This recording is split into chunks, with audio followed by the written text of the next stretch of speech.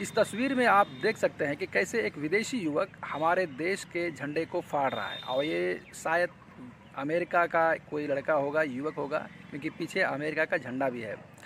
आप सोचिए कि विदेशों में हमारे देश की क्या इमेज है।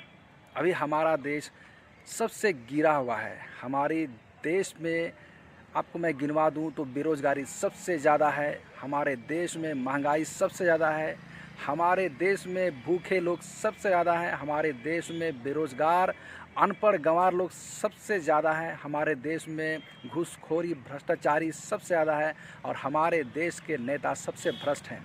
यहाँ तक कि बड़े बड़े आईएएस आईपीएस अधिकारी भी सबसे भ्रष्ट हैं। और सबसे बड़ी बात, हमारे देश में एक दूसरे के साथ हम सिर्फ जाति और धर्म के नाम पर लड़ते हैं। इलेक्शन होता है तो सिर्फ धर्म के नाम पर और जाति के नाम पर। मतलब तमाम चीज़ों को आप मिला के देखें तो हमारा देश जो है पूरे दुनिया में पूरी तरह से कचरा से और गंदगी से भी भरा हुआ नंबर 1 है। हमारे देश में साफ़ सफाई की कोई नामो निशान नहीं है। आप जहाँ भी बाज़ार में निकलो तो गंदगी कचरे, मतलब पूरे तरह से हमारा देश हर चीज़ में बदनाम है। आप सोचिए कि हमारे देश को इन नेताओं ने क्या बना कर रखा है।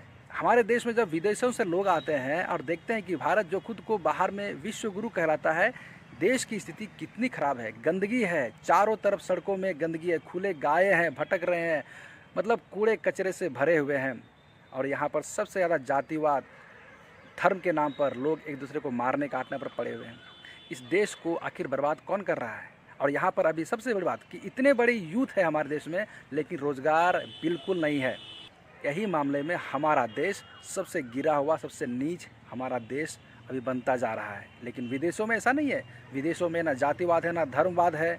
वहाँ पर लोग एक दूसरे के सपोर्ट में रहते हैं, पढ़ते हैं, लिखते हैं, आगे बढ़ते हैं, साफ़ सफाई में सबसे आगे हैं। लेकिन हमारा देश इन सब चीज़ों से कोसों दूर है। पता नहीं कब हमारा देश सही मायने में विश्व गुरु बनेगा। आप ज़रा सोच के देखिए कि विदेशों में हमारा क्या इज़्ज़त रह गया है।